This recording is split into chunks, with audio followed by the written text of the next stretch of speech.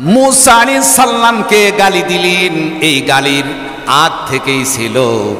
এমনকি ফেরাউন তিনি চিন্তা করল মুসার বিপক্ষে বিভিন্ন ধরনের নির্যাতনের জন্য তিনি মনে মনে সিদ্ধান্ত নিলেন তাকে ঠকানোর জন্য। যেহেতু তিনি একজন হুজুর মানুষ, এই হুজুর মানুষকে ঠকানোর জন্য আর একটা হুজুর লাগবে, হুজুর দিয়ে হুজুরকে ঠকাতে হবে। কথা বলে ঠিক কিনা? একজন আলিম আর একজন আলিমের বিপক্ষে লেলিয়ে দিলেই মানুষের সহজে বিশ্বাস করবে যে ওই লোকটি খারাপ। একজন জেনারেল ব্যক্তি কোন আলেমের বিপক্ষে বলে মানুষ বেশি গুরুত্ব দিবে না। যদি আর একজন হুজুর ওই হুজুরের বিপক্ষে কথা বলে মানুষ বিশ্বাস কথা সত্য। সিয়ারের লোভে কিছু নগদ কিছু অর্থ পাওয়ার আশায় ইমানকে বিক্রি করে দিল। একবার ওই শ্রেণীর মাজার পূজারীরাই একবার বলতে পারে প্রধানমন্ত্রী তুমি জান্নাতি। কথা বলে ঠিক কিনা? প্রধানমন্ত্রীর জান্নাতের সার্টিফিকেট দিতে পারে মাজার পূজারীরা, ওর বাপের জান্নাত না। কথা বলে ঠিক কিনা? তবে জান্নাতের সার্টিফিকেট প্রধানমন্ত্রী হয় না। সেই ডাইনি হাসিনাকে তুমি জান্নাতের সার্টিফিকেট দিয়েছো, এখন তুমি বুঝতে পারছো সেই হাসিনা কত খুনি আসামি ছিলেন। কথা বলে ঠিক কিনা? পাইকিরি হারে তুমি তারে জান্নাত দিলাম, এতে বোঝা যায় তুমি একজন মাজার পূজারী ছাড়া আর কিছুই নয়। কথা বলে ঠিক কিনা? আজকে দুঃখ লাগে, আপনারা দেখেছেন বাংলাদেশে অনেক মাজার গুলাকে ভেঙে দেওয়া হচ্ছে। কেউ বলছে মাজার ভাঙ্গা ঠিক হচ্ছে না, কেউ বলতেছে ঠিক আছে। এখন এই ব্যাপারে আপনাদের মত কি আমি জানি না, আপনাদের মতামত। এখন আমার মতামত হচ্ছে এরাও হচ্ছে ফেরাউন, এরা হচ্ছে নমরুদ, এরা হচ্ছে আবু জেহেল, এরা উতবা শাইবা মুগীরার উত্তরসূরি। কথা বলে ঠিক কিনা? সূরা লাহাব, এই লাহাবের মধ্যে দুই বিষয় আল্লাপাক বলেছে। এক আবু লাহাবের পরিণতি, তার স্ত্রী উম্মে জামিলার পরিণতি। অর্থাৎ নারীদেরকে সতর্ক আর পুরুষদেরকে সতর্কের জন্য আল্লাহ পাক এই সূরা নাজিল করলেন, সূরা শানে নুজুল। আউযু বিল্লাহি মিনাশ শাইতানির রাজিম। বিসমিল্লাহির রাহমানির রাহিম। তাব্বাত ইয়াদা আবি লাহাবিন ওয়া তাব। মা أغنى عنه ماله وما كسب سيصلى نارا ذات لهب وامرأته حمالة الحطب في جيدها حبل من مسد. وقال الله تعالى في شأن حبيبي إن الله وملائكته يصلون على النبي يا أيها الذين آمنوا صلوا عليه وسلموا تسليما. اللهم صل على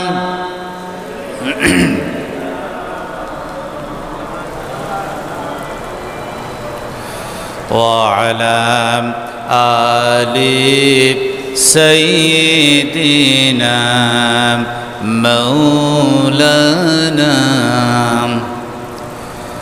সকলেই বলুন বালাগাল উলা বিকামালিহি কাশাফাত الدجى بجماله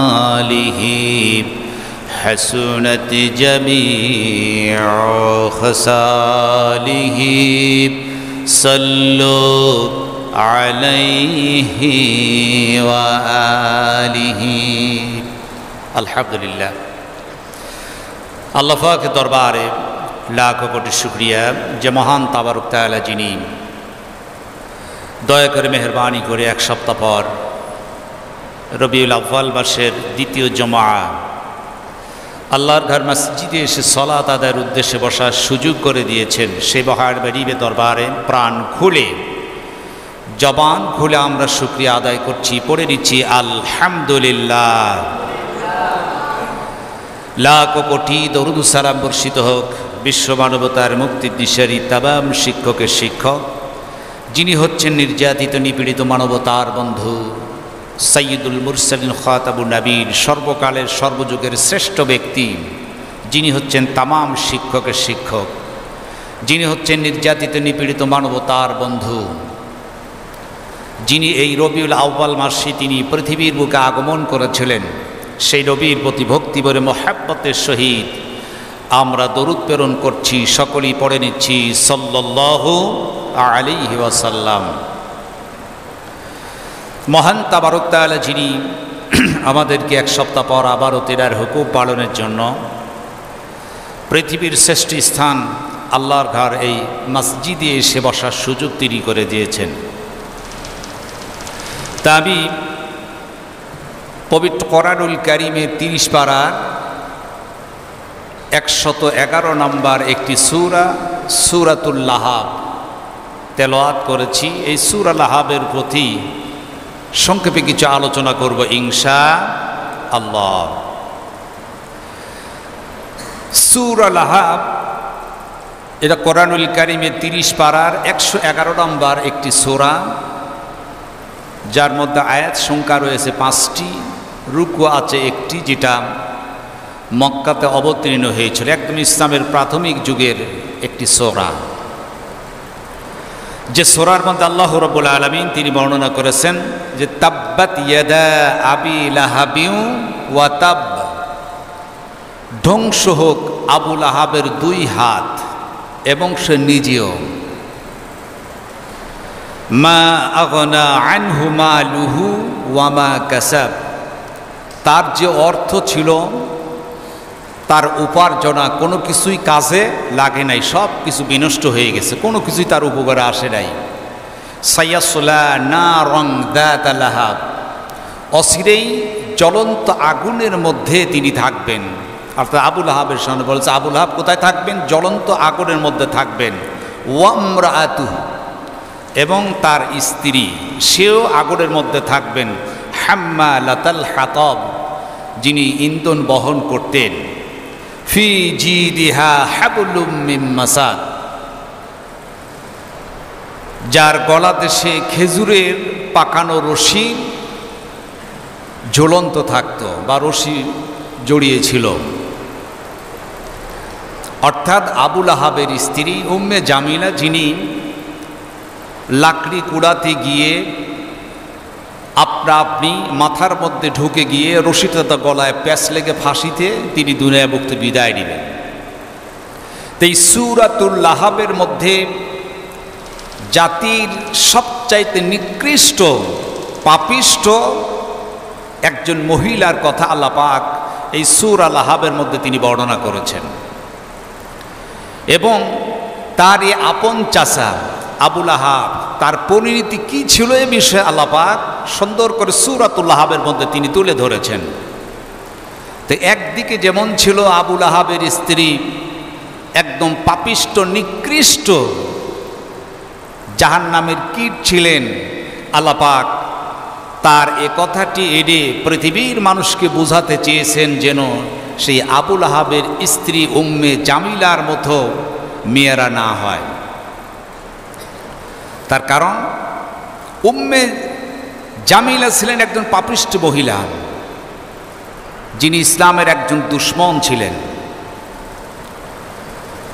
সে উম্মে জামিলার মতজাত মহিলারা না হয় এ সতর্ক করার জন্য আল্লাহ পাক এখানে স্পষ্ট বুঝিয়ে দিয়েছেন।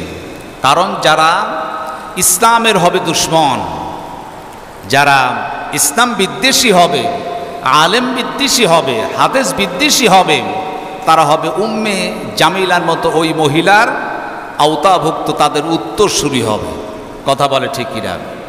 যেমন তার উত্তরসূরি ছিল তসলিমা নাসরিন, উম্মে জামিলার উত্তরসূরি ছিল জাহানার ইমাম, উম্মে জামিলার উত্তরসূরি ছিল যেমন একজন এমপি অর্থাৎ মমতাজ, যিনি কোরআন হাদিসের বিপক্ষে অনেক কথা বলেছে, আলেম ওলামাদের বিপক্ষে তিনি কথা বলতেন। উম্মে জামিলার উত্তরসূরি ছিলেন বিগত প্রধানমন্ত্রী ডাইনি শেখ হাসিনা, তিনি হচ্ছে উম্মে জামিলার উত্তরসূরি। কথা বলে ঠিক কিনা? আল্লাহ স্পষ্ট তাদের মতো যেন না হয় তিনি যেন সতর্ক করেছেন প্রক্ষান্তরে। উম্মে জামিলার দৃষ্টে তার বিপক্ষে যেমন ছিল আয়েশা, যেমন ছিল খাদিজা, যেমন ছিল রহিমা, যেমন ছিল সুমাইয়া, যেমন ছিল আসিয়া, অসংখ্য নারীরা তার উত্তরসূরি এখনো আমাদের দেশে আছে কি নাই? যেমন খারাপ আছে তেমনি ভালো আছে। এখন এই সূরাতুল লাহাবের মধ্যে দুইটি জাতির কথা, পুরুষ এবং মহিলা। একদিকে আবু লাহাব, তার উত্তরসূরি যাতে মানুষেরা না হয়, ইসলামের দুশ্মন যেন না হয়। আর উম্মে জামিলার দুইজনের পরিণতির কথা, শেষ পরিণতি কী ছিল আল্লাহ পাক তিনি এখানে বর্ণনা করেছেন। এখন আসুন সূরা লাহাবের শানি নুজুলটা কী ছিল। এটা হচ্ছে ইসলামের প্রাথমিক যুগে আল্লাহর নবী জনাবে মুহাম্মদুর রাসূলুল্লাহ সাল্লাল্লাহু আলাইহি ওয়াসাল্লাম তখন তিনি সাফা পাহাড়ের নিকটে তার পাদদেশে বসে আছেন। 2টি বছর তিনি গোপন ইসলামের দাওয়াত দিলেন, ইসলামের দাওয়াত তিনি পৌঁছাচ্ছেন। আর রাসূল তিনি প্রথম ইসলামের দাওয়াত দিয়ে তার আপন জনকে, তার আপন চাচা আবু লাহাব, তার প্রতিবেশী চাচা আবু জেহেল, উতবা, সাইবা, মুগীরা, এদেরকে ইসলামের দাওয়াত তিনি দিয়ে দিলেন। আবু লাহাব সাফা পাহাড়ের নিকটে বসে তার আপন চাচা সহ সেই সময়ের যারা কাফির ছিল, অর্থাৎ মক্কাতে যারা নেতৃত্ব দিতেন, জাতের কথায় মক্কা গোটা দেশ চলত, তাদের অঙ্গুলির ইশারায় নড়াচড়া করত, এই নেতাদেরকে তিনি ডাকলেন এবং মুহাম্মদ সাল্লাল্লাহু আলাইহি ওয়াসাল্লাম তিনি একটা খাওয়ার আয়োজন করলেন। তার কারণ তিনি জানতেন এরা হচ্ছে খাওয়ায় পাগল, খাওয়ন দিলে ওরা আসতেন। আমাদের দেশে দেখেন এক শ্রেণীর লোক আছে, খাবার দিবেন লোকের অভাব হবে না, খাওয়া আছে লোক আছে, খাওয়া নাই লোক নাই। আমাদের দেশের কিছু রাজনৈতিক দল আছে, দেখো ওরা আগে চায় খাওয়া, এরপর রাজনীতি, আগে পেট নীতি এরপর রাজনীতি। খাবার আছে, পকেট ভর্তি আছে, রাজনীতি আছে নাই নাই। তারা তো ইসলাম মানে না। আর যারা ইসলামী আন্দোলন করে, যারা ইসলাম চায়, এরা পকেটের চিন্তা করে না। এদের আগে তারা হচ্ছে ইসলামের কথা বলে, এদের পেটের কোনো চিন্তা নাই।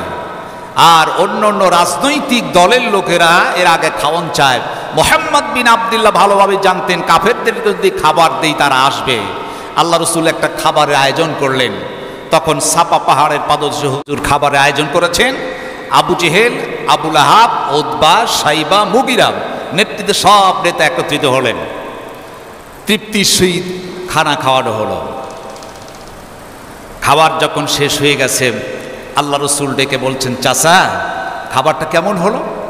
এক বাক্যে সকলেই বলে, মুহাম্মদ বিন আবদুল্লাহ চমৎকার খাবার পেয়েছি, খুব তৃপ্তির সহিত আমরা খাবার খেয়েছি। নবীজি বললেন, চাচা আমি তোমাদের একটি কথা আজ বলতে চাই, তোমরা কি শুনবে আমার কথা? বলে, ভাতিজা কি বলো, কথা শুনবো না কেন?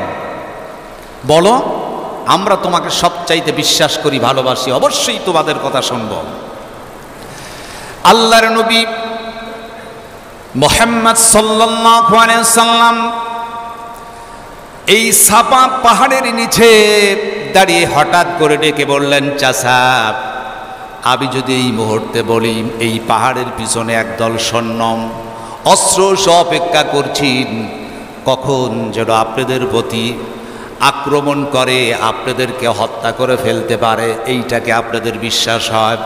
বলার সঙ্গে সঙ্গে সমস্ত কাফির নেতারা বলল, মুহাম্মদ বিন আব্দুল্লাহ অবশ্যই বিশ্বাস হয়, অবশ্যই বিশ্বাস করি।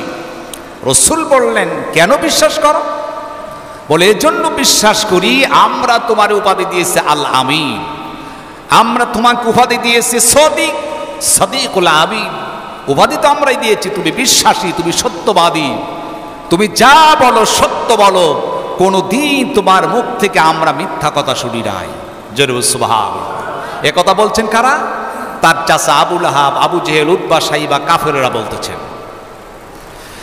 আল্লাহর নবী বললেন, যদি আমাকে সত্যবাদী ভাবো, আমাকে যদি বিশ্বাস করে থাকো, আমার কথা যদি সত্য হয়ে থাকে, চাচা সহ সমস্ত জাতিদেরকে আমি বলবো, তাহলে শোনো, এই মুহূর্তে লাত, মানত, উজ্জা, হবল, উর্দুম্বা, খাম্বা কোনো মূর্তির পূজা হবে না, একমাত্র আমার আল্লাহ, আমার রবের দাসত্ব করতে হবে। এই মুহূর্তে আমি মুহাম্মদ সাল্লাল্লাহু আলাইহি সাল্লাম তোমাদেরকে নির্দেশ করলাম, কুলু লা ইলাহা ইল্লাল্লাহু মুহাম্মাদুর রাসূলুল্লাহ সাল্লাল্লাহু আলাইহি ওয়াসাল্লাম। তোমরা এই মুহূর্তে বলে দাও, আল্লাহ ছাড়া কোনো রব নাই, দাসত্ব নাই, আইনদাতা নাই, রিজুকদাতা নাই, কেউ নাই, একমাত্র আল্লাহ ছাড়া কারো হুকুম, কারো আইন মানি না, একমাত্র আইন চলবে, হুকুম চলবে কেবলমাত্র আমার আল্লাহর। আর মুহাম্মাদুর রাসূলুল্লাহ, মুহাম্মদ সাল্লাল্লাহু আলাইহি ওয়াসাল্লাম তিনি হচ্ছেন আল্লাহর রাসূল। যখনই আল্লাহ রাসূল মুহাম্মদ বিন আব্দুল্লাহ এই কথা বললেন, সঙ্গে সঙ্গে এই কথা শোনার সঙ্গে সঙ্গে দেখা গেল আবু লাহাব পাশেই ছিল একটা পাথর, তিনি উঠালেন, পাথর তিনি উঠালেন। এরপর তিনি তার ভাতিজা মুহাম্মদ বিন আব্দুল্লাহকে একটা গালি দিলেন। নির্যাতনের পূর্বে তাকে আগে গালি দেওয়া হলো, এরপর তাকে পাথর ছুঁড়ে মারলেন। যে আবু লাহাব তার ভাতিজা, গত সপ্তাহে বলেছিলাম মুহাম্মদ বিন আব্দুল্লাহর শিশু নবী পৃথিবীতে এসেছে, যার কারণে তাকে দেখে খুশি হয়ে আবু লাহাব বাড়ির দাসীকে পর্যন্ত মুক্ত করল। সেই নবী যখন একমাত্র আল্লাহর দাওয়াত দিলেন, সঙ্গে সঙ্গে তিনি তার ভাতিজাকে পাথর ছুঁড়ে মেরেছে। যার জন্য খুশি হয়ে বাড়ির দাসী মুক্ত করলো, আবার সেই মুহাম্মদ বিন আব্দুল্লাহকে পাথর মেরে রক্তাক্ত করলো। জেরে বলুন নাউজুবিল্লাহ। আবু লাহাব খেকে গেলেন, গালি দিলেন। তার কারণ ইসলামের যত দুশ্মন এই দেশে এসেছিল, আগের জাতি থেকে শুরু করে প্রত্যেকটি কাফের মুশরিক সেই যুগের নবী এবং রাসূলদেরকে তারা আগে গালি দিয়েছেন, এরপর নির্যাতন করেছেন। আজ আমাদের দেশে যেই সমস্ত ইসলামদ্রোহী, ধর্মদ্রোহী যারা আলেম ওলামাদেরকে দেখতে পান না, আলেমদেরকে যারা নির্যাতন করেছিলেন, তারাও বিভিন্ন ধরনের গালি দিয়েছেন। কথা বলে ঠিক কিনা? এরাও কিন্তু গালি দিয়েছেন। যেমন হযরতে মূসা আলাইহিস সালাতু ওয়াস সালামের সময় ফেরাউন গালি দিয়েছিল। ফেরাউন কি করেছিল? মূসাকে গালি দিল। আল্লাহ রাব্বুল আলামিন বলেন, وَفَعَلْتَ فَعَلَتَ الَّتِي فَعَلْتَ وَأَنْتَ مِنَ الْكَافِرِينَ।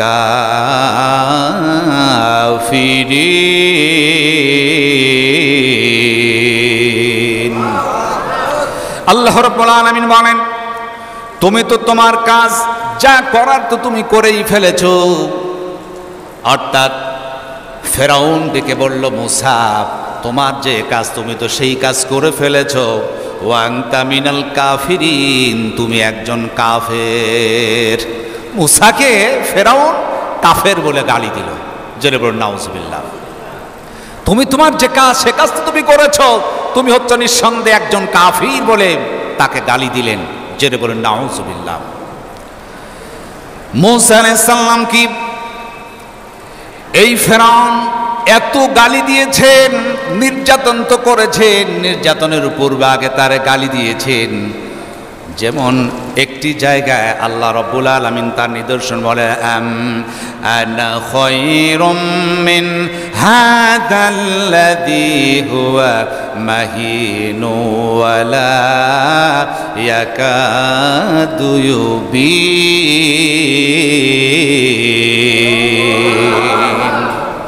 আমি কি তোমা হইতে শ্রেষ্ঠ নয়? ফেরাউন মুসাকে বলছে, আমি কি তোমা হইতে শ্রেষ্ঠ নয়? তুমি তো স্পষ্ট কথাই বলতে পারো না, তুমি একদম তুতলা, অস্পষ্ট কথা বলো, সুতরাং তোমার চাইতে আমি শ্রেষ্ঠ। তুমি কি সঠিকভাবে কথা পর্যন্ত বলতে পারো না, বলে তাকে গালি দেওয়া হলো।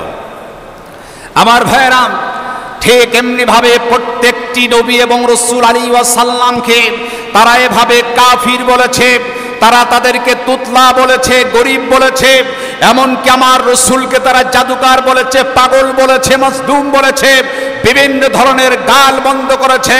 ঠিক তেমনি ভাবে কায়দায় আবু জেহেল, উতবা, সাইবা, ফেরাউন, নমরুদের উত্তরসূরি বর্তমানে আমাদের বাংলাদেশের এক শ্রেণীর লোক ছিল।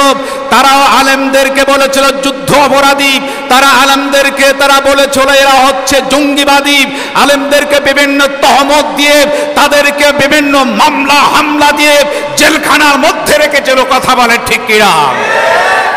সুতরাং এরাও হচ্ছে ফেরাউন, এরা হচ্ছে নমরুদ, এরা হচ্ছে আবু জেহেল, এরা উতবা, সাইবা, মুগীরার উত্তরসূরি। কথা বলে ঠিক কিনা? সূরা লাহাব, এই লাহাবের মধ্যে দুই বিষয় আল্লাহ পাক বলেছে, এক আবু লাহাবের পরিণতি, তার স্ত্রী উম্মে জামিলার পরিণতি, অর্থাৎ নারীদেরকে সতর্ক আর পুরুষদেরকে সতর্কের জন্য আল্লাহ পাক এই সূরা নাজিল করলেন, সূরা শানে নুজুল। আমার ভাইয়েরা, ফেরাউন কি করল? হযরতে মূসা আলাইহিস সালামকে গালি দিলেন। এই গালির আদ থেকেই ছিল, এমনকি ফেরাউন তিনি চিন্তা করল মূসার বিপক্ষে বিভিন্ন ধরনের নির্যাতনের জন্য তিনি মনে মনে সিদ্ধান্ত নিলেন তাকে ঠকানোর জন্য। যেহেতু তিনি একজন হুজুর মানুষ, এই হুজুর মানুষকে ঠকানোর জন্য আর একটা হুজুর লাগবে, হুজুর দিয়ে হুজুরকে ঠকাতে হবে। কথা বলে ঠিক কিনা? একজন আলিম আর একজন আলিমের বিপক্ষে লেলিয়ে দিলেই মানুষের সহজে বিশ্বাস করবে যে ওই লোকটি খারাপ। একজন জেনারেল ব্যক্তি কোন আলেমের বিপক্ষে বলে মানুষ বেশি গুরুত্ব দিবে না। যদি আর একজন হুজুর ওই হুজুরের বিপক্ষে কথা বলে, মানুষ বিশ্বাস কথা সত্য। আবার ভাইয়েরা, মূসা আলাইহিস সালামকে ঠকানোর জন্য ফেরাউন তিনি একজন আলেম, একজন হুজুরের কাছে গেলেন। তাফসীরের মধ্যে এসে নাম ছিল তার বালাম বিন বাউন। এই বালাম বিন বাউন এমন একজন ব্যক্তি ছিলেন, তিনি যা দোয়া করতেন তার দোয়া কবুল হয়ে যেত। যখন যে দোয়া করেছে সঙ্গে সঙ্গে আল্লাহ দোয়া কবুল করে ফেলতেন। তাহলে কত বড় একজন সাংঘাতিক ব্যক্তি ছিল যার দোয়া কবুল হতো, কত বড় একজন হুজুর ছিল। এই বালাম বিন বাউনের কাছে ফেরাউন হাজির হলো, বলে হুজুর একটা কাজ করতে, কি করতে হবে? মূসার বিপক্ষে তহমত দিতে হবে এবং তাকে ঘায়েল করার জন্য যা কিছু করার ফতোয়া তোমাকে দিতে হবে।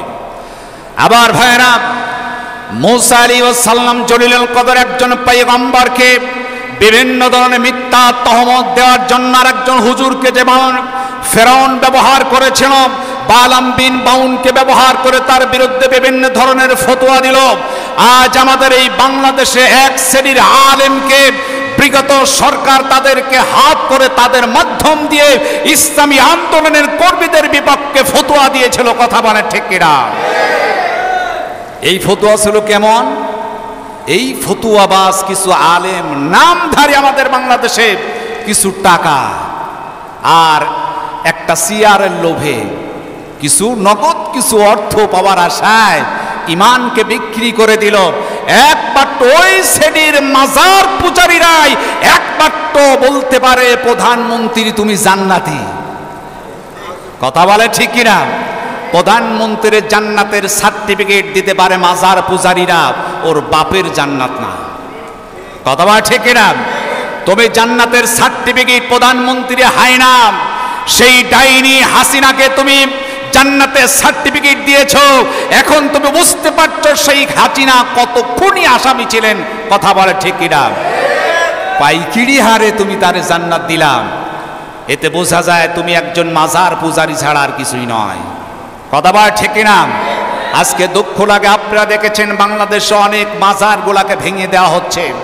কেউ বলছে মাজার ভাঙ্গা ঠিক হচ্ছে না, কেউ বলতেছে ঠিক আছে। এখন এই ব্যাপারে আপনাদের মত কি আমি জানি না, আপনাদের মতামত।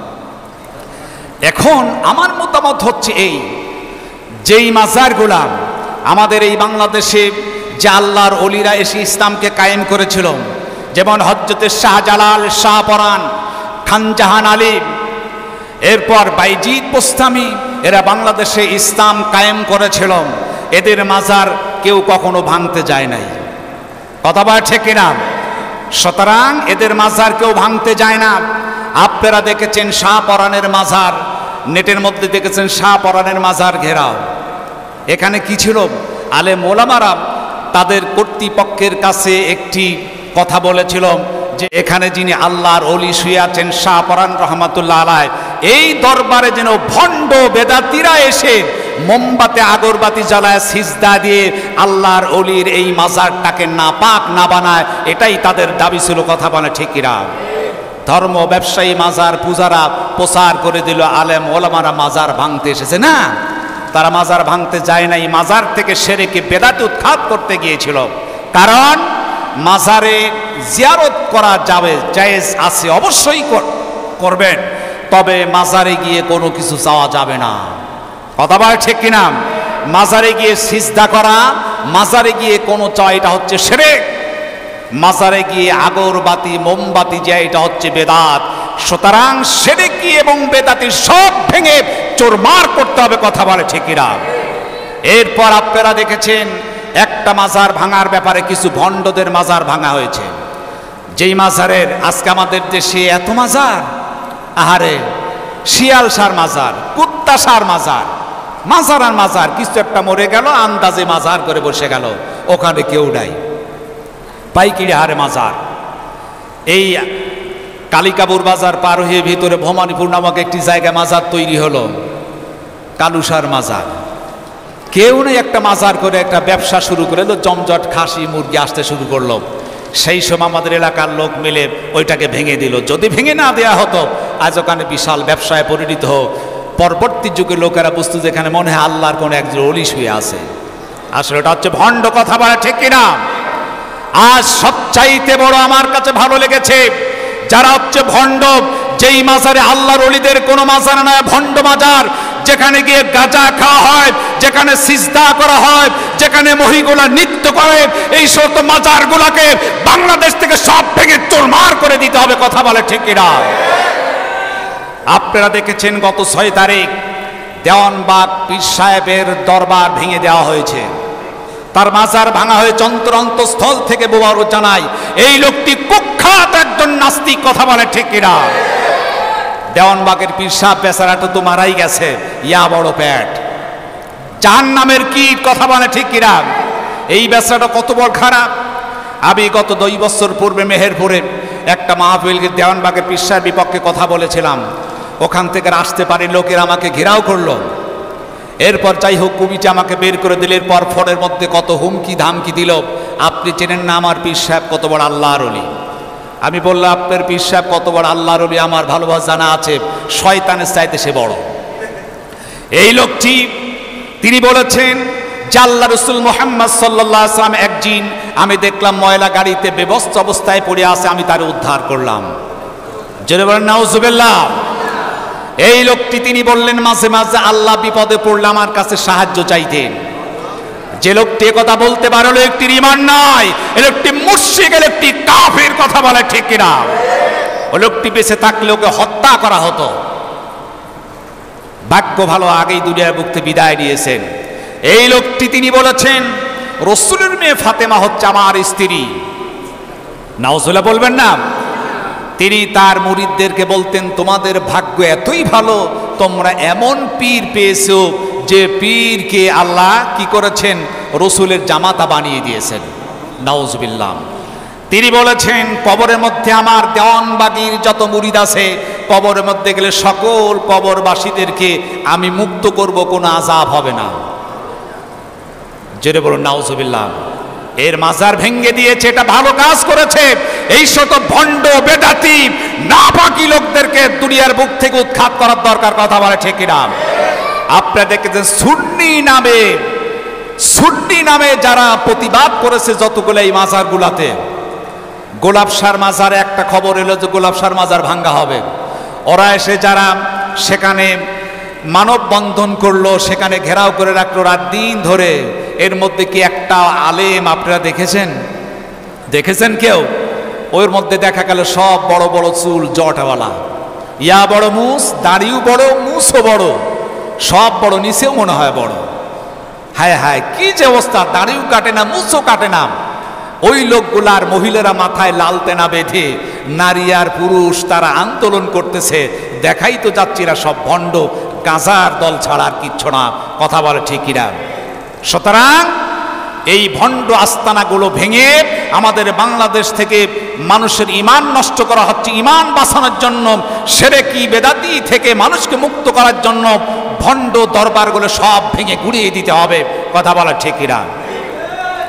আমার ভাইরা, বলতেছিলাম ফেরাউন তিনি একজন হুজুরকে সেখানে ডাকলেন, তার মাধ্যম দিয়ে হযরতে মূসা আলাইহিস সালামকে ঘায়েল করার জন্য চেষ্টা করলেন। যার কারণে আমাদের এই দেশে এক শ্রেণীর কিছু এই ধরনের ওই বালাম বিন বাউনের জাতি উত্তরসূরি কিছু আলেম, তারা আমাদের দেশের হক আলেমদের বিপক্ষে তারা আন্দোলন করেছিলেন, কথা বলে ঠিক কিনা? আমার ভাইরা, আল্লাহর নবী জনাবে মুহাম্মদুর রাসূলুল্লাহ সাল্লাল্লাহু আলাইহি ওয়াসাল্লাম যখন তিনি বললেন, যদি আমার কথা বিশ্বাস হয়ে থাকি তাহলে আমি বলছি এই মুহূর্তে তোমরা পড়ে গেল। আবু জেহেল, উতবা, সাইবা, মুগেরা সব পাথর ছুটতে শুরু করে দিলেন। সকলে এক এক করে পাথর মারে। এই পাথরগুলো যাতে রসুলের গায়ে না লাগে, নতুন ইসলাম কবুল করেছে, সাহাবীর নাম ছিল আবু হালাব। এই আবু হালা নামক সাহাবী তিনি দৌড় দিয়ে হুজুরের সামনে দাঁড়ায় গেলেন। জোরে বল সুবহানাল্লাহ। আবু জেহেল, উতবা, সাইবা, মুগিরা দূর থেকে বৃষ্টির মতো যখন পাথর ছুটতে শুরু করলো, ঠিক এমন সময় নবীর একজন নতুন সাহাবী আবু হালাব তিনি দুটি হাত টান টান করে তিনি দাঁড়িয়ে গেলেন, বুকটা পেতে দিলেন। কাফেরেরা যত পাথর মারবে আমার নবীর গায়ে না মেরে আমার বুকে তোমরা মেরে দাও। সুবহানাল্লাহ। যেইভাবে আবু সাইদ হাত টান টান করে তার বুকটা পেতে দিল, তিনি ভেবেছিলেন আমাকে এভাবে পুলিশ বাহিনীর গুলি করবে না।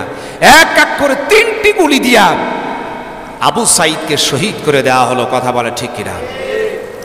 আমার ভাইয়েরা, নবীর সাহাবী, নতুন সাহাবী সবে মাত্র ইসলাম কবুল করেছেন আবু হালাব, তিনি সামনে দাঁড়ালেন। আবু জেহেল, উতবা, সাইবা, মুগিরা বারবার করে পাথর মারছেন, আর পাথরগুলো এসে আবু হালার শরীরে লেগে যায়। পাঁজরের হাড্ডি ভেঙে ভিতরে পাথর ঢুকে গেছে। এরপর মাথার উপর পাথর লেগে মাথার মস্তিষ্কটা পর্যন্ত বের হয়ে আলো এমন পাথর মারল। পাথর মারতে মারতে আবু হালাব জমির উপর যখন পড়ে গেছে, আবু জেহেল, উতবা, সাইবা, মুগিরা, আবু লাহাব বলল আর পাথর মারার দরকার নাই, ওই তো মোহাম্মদ বিন আব্দুল্লাহকে ভালোবাসা আবু হালাব জমিনে পড়ে গেছে, আর মারা যাবে না। সেই সময় মাত্র কয়েকজন ইসলাম কবুল করেছে। ইসলামের প্রাথমিক যুগে কয়েকজন সাহাবীরা দৌড়ে এলো আমার নবীকে আর আবু হালাকে তারা সেখান থেকে নিয়ে কাবা ঘরের চত্বরে হাজির হয়ে গেল। লক্ষ্য করে দেখলেন আবু হালাব ওই সাহাবীর মস্তিষ্ক ভিতরকর মগজগুলা বের হয়ে এসেছেন, কখন যেন দুনিয়ার বুকতে বিদায় নিয়ে শহীদ হয়ে যায়।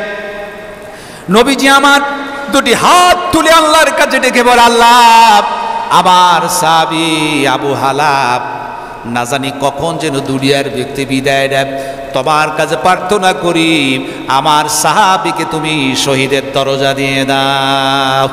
সুবহানাল্লাহ। কারণ আল্লাহ রাব্বুল আলামিন বলেন, ওয়ালা তাকুলু লিমান ইয়াকতালু ফি সাবিলিল্লাহি আমওয়াত বাল আহইয়াউ ওয়ালাকিন লা তাশউরুন। যারা আল্লাহ রাস্তায় নিহত হয় তাদেরকে মরা বলো না, বাল আহিয়া, বরং তারা হচ্ছে জিন্দা। জোরে বলো আল্লাহু আকবার। আমার নবীজি লক্ষ্য করে দেখলেন সেই সাহাবী আবু হালা দুর্বল হয়ে গেছে, কথা বলতে পারে না, হাত দিয়ে ইশারা করছেন। নবীজি চলে গেলেন, আবু হালার বুকের কাছে নবীজির কানটা লাগিয়ে দিলেন। কানটা লাগিয়ে দেন তিনি শুনলেন, সঙ্গে সঙ্গে তিনি দেখলেন আবু হালা সাহাবী ডেকে বলছি, ইয়া রাসূলুল্লাহ, ইয়া হাবিবাল্লাহ, হুজুর আমি নতুন সাহাবে ইসলাম কবুল করলাম। এই দুনিয়া অনেক অন্যায় করেছি, বিভিন্ন নেশাদ্রব্য পান করতাম, জিনা করছিলাম, ইসলাম বলতে কিছুই বুঝতাম না। কালেমা পড়লাম, নতুন ইসলাম কবুল করলাম। আমি ভাবলাম সারাটি জীবন ধরে আপনার সহিত থাকব, নূর মাকে চেহারা দিয়ে জীবনটা ধন্য করব। হুজুর মনে হয় আমি যেন দুনিয়ার বুকতে বিদায় নেব, এই মুহূর্তে জান্নাতের খুশবু আমার নাকের মধ্যে পৌঁছে গিয়েছে। ইয়া রাসূলুল্লাহ, আমার মন বলছে আমি শহীদ হয়ে যাব। হুজুর আপনার কাছে দোয়া চাই, আপনি দোয়া করুন আল্লাহ রব্বুল আলামিন যেন আমাকে যে জান্নাত দিবেন, আমি জান্নাতের নাজ নিয়ামত সচক্ষে দেখতে পাচ্ছি, আমার আল্লাহ জান্নাত দেখাচ্ছেন, আমি জান্নাত চাই না। হুজুর গো, জান্নাতে যেন আমি আপনার সহিত থেকে একবার তো আমি জান্নাতে আপনার খাদেম হয়ে যেতে পারি। সুবহান। নবীজি আমার দোয়া করলেন, ডেকে বললেন, আবু হালাম শোনো, আমি আল্লাহর কাছে দোয়া করছি, আমার রব, আমার আল্লাহ, তুমি আমার সাহাবে আবু হালাকে আমার জান্নাতের পাশে তুমি জান্নাত দিও, যাতে আমি আবু হালার সেই সর্বদা যোগাযোগ রাখতে পারি। জোরে বলে সুবহানাল্লাহ। সেই হচ্ছে আবু হালা, তিনি শহীদ হলেন, রসুলকে এত ভালোবেসেছেন। আর আবু লাহাব অবশ্যই তার অবস্থা এমন হলো, সে আবু লাহাবের গায়ে এত জ্বর এলো, প্রচন্ড জ্বর, তার গায়ে যদি কেউ হাত দিত সঙ্গে সঙ্গে সেও জ্বরে আক্রান্ত হয়ে 3 দিন অবস্থান করত। সে অবস্থা তার খারাপ হয়ে যেত, লোকেরা ভয় পেয়ে আবু লাহাবের গায়ে কেউ হাত দিত না। যেমন করোনার সময় মানুষেরা তার গায়ে কেউ হাত দিত না, দূর থেকে দেখত। আবু লাহাবের এমন অবস্থা হলো যে তার গায়ে কেউ হাত পর্যন্ত দেয় নাই, দিলেই এই অবস্থা হতো। সেই আবু লাহাবের করুণ পরিণতি এমন হলো যে কুত্তার চাইতে নিকৃষ্ট হলো। তিনি যখন দুনিয়ার মুক্ত বিদায় নিলেন, তার স্ত্রী, তার সন্তানেরা সব তাকে ছেড়ে পালালো, কেউ তাকে ছুঁইল না। গলায় খেজুর রশি বেঁধে টেনে গর্তের মধ্যে কুত্তাকে যেভাবে গেড়ে রাখে, ওইভাবে আবু লাহাবকে গেড়ে রাখা হয়েছিল। জেনে বলুন নাউজুবিল্লাহ। সুতরাং সেই রসুল এই মাসে তিনি পৃথিবীতে এসেছেন। রসুলের জীবনের যেহেতু আলোচনা, যে রসুল তিনি এমন ব্যক্তি ইসলামের দাওয়াত দিয়েছেন, আমাদেরকে সেই রসুলের আদর্শ আমাদের বাস্তবায়ন করতে হবে। আবু লাহাব, উতবা, সাইবা, মুগীরার পথ থেকে ফিরে এসে আবু বকর, ওমর, উসমান, আলীর পথে থাকতে হবে। যখন আবু হালা দোয়া করছিলেন, লাফ দিয়ে আবু বকর দাঁড়িয়ে বলছেন, আল্লাহ, আজকে যদি এই শহীদ আবু হালা না হয়ে আমি আবু বকরের শহীদ হয়ে যেতাম, আমার মর্যাদা বেড়ে যেত। সুবহানাল্লাহ। আল্লাহ পাক সুবহানাহু ওয়া তাআলা তিনি যেন আমাদের সকলকে আবু বকর, ওমর, উসমান, আলী রাদিয়াল্লাহু তাআলা নিয়ামত প্রাপ্ত সাহাবায়ে কেরামদের পথে এবং মতে চলার তৌফিক দেন। রাসূলের আদর্শ যেন আমরা বাস্তবায়ন করতে আল্লাহ পাক তৌফিক দেন। সকলে বলুন আমিন। ওয়া মা তৌফিক ইল্লা বিল্লাহ। আসসালামু আলাইকুম ওয়া রাহমাতুল্লাহ।